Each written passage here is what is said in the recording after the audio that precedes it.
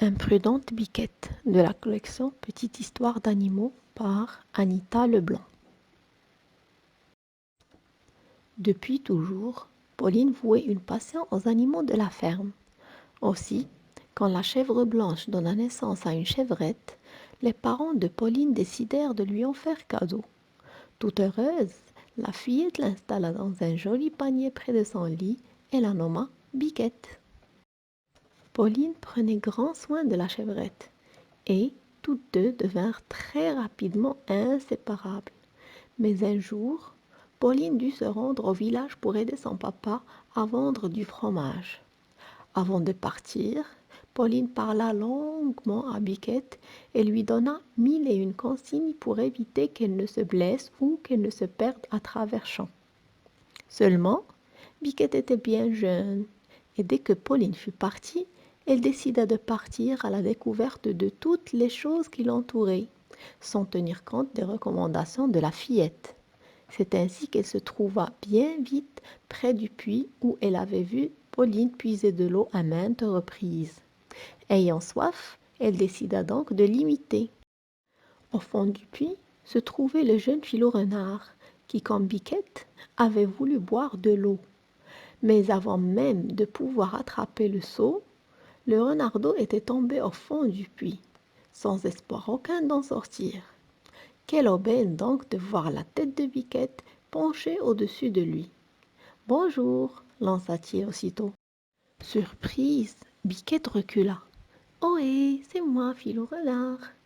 Mais que fais-tu au fond du puits ? Je prends un bain. C'est si rigolo de se baigner dans le puits par cette chaleur. Tu veux essayer ? Biquette hésitait, mais les rires de Philo-Renard lançant de l'eau finirent par la décider à monter dans le seau qui descendit aussitôt au fond du puits.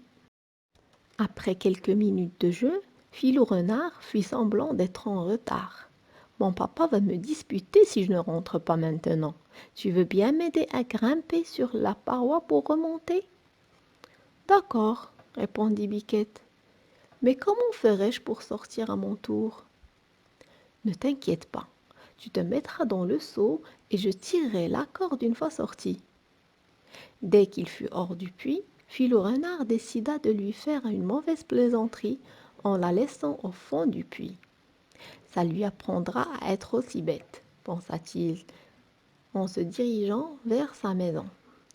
Dès qu'elle comprit la mauvaise farce du renardeau, Biquette, désespérée et se sentant perdue, se mit à pleurer.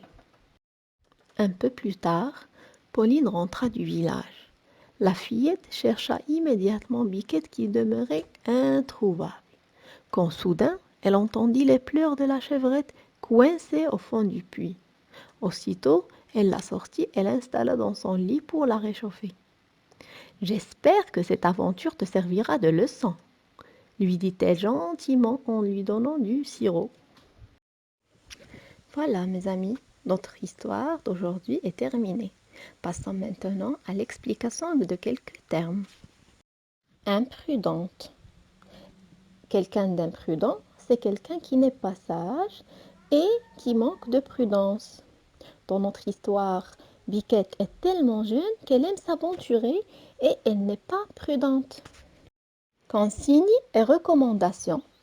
Ce sont des instructions données à quelqu'un, comme par exemple les consignes suivies lors de la pandémie, le port d'un masque sanitaire, la distanciation sociale, etc.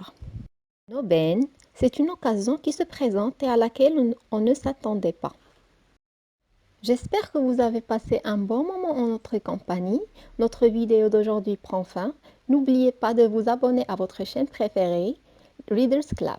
À la prochaine!